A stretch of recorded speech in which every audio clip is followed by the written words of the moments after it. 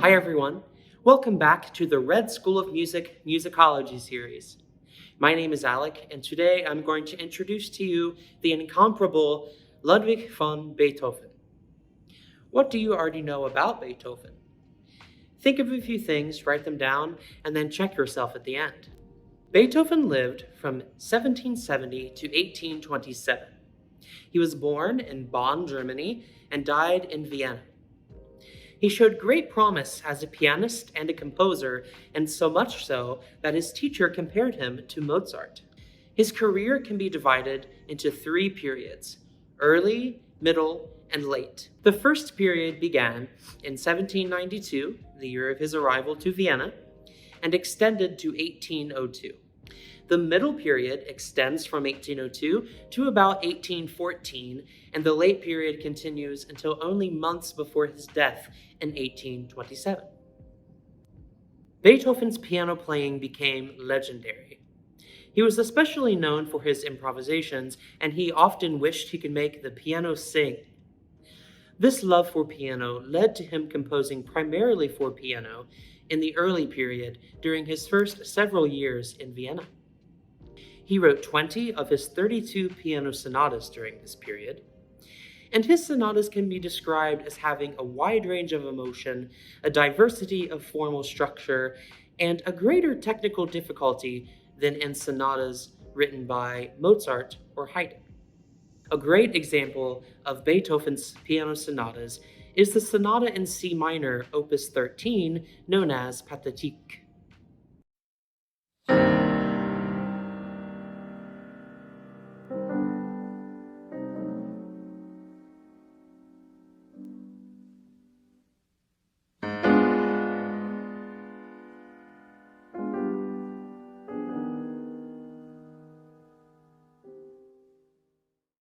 Later in his career, Beethoven began to struggle with hearing loss. It wasn't until 1798 that he first realized he was losing his hearing. He reported a constant buzzing in his ears, a painful discomfort from loud noises, and just an overall lack of clarity in his hearing. The cause of deafness in Beethoven's case is unknown.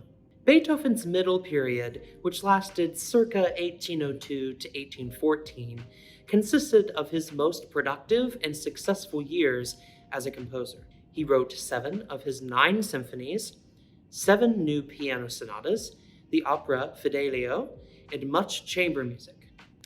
Beethoven is often hailed as a hero in classical music.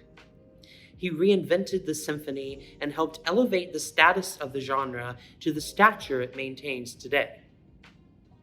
Most significantly, in Symphony No. 5, Beethoven utilizes new key relationships. The first movement begins in C minor and modulates to major. This was innovative because symphonies traditionally begin in a major key. He also added several new instruments to the orchestra, including trombones, the piccolo, and the contrabassoon.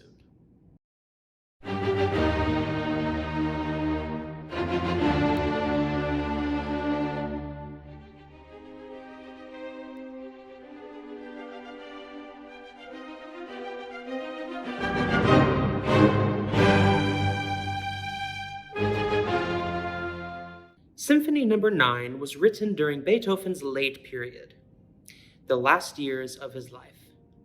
He continued to make musical innovations, and Symphony No. 9 is often referred to as the choral symphony because for the first time in history, voices were included in the orchestra in the form of a choir, as well as soprano, mezzo, tenor, and bass soloists.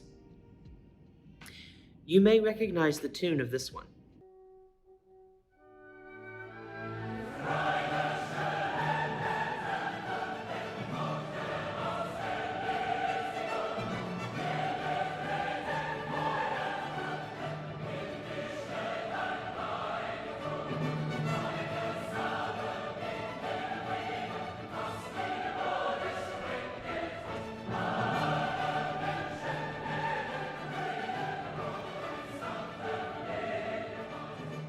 Beethoven died on March 26, 1827. On the day of his funeral, it was said that a crowd of around 20,000 people poured into the streets of Vienna to mourn the loss of this heroic artist.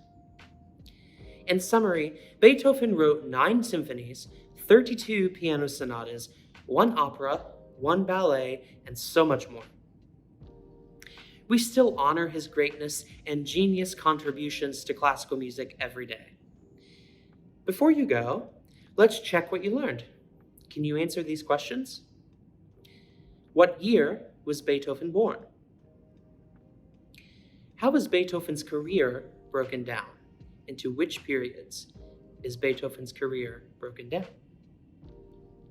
And finally, name 1 work by Beethoven. Thank you for tuning in today, and be sure to check back for the next installment in the Red School of Music Musicology series. We'll see you next time.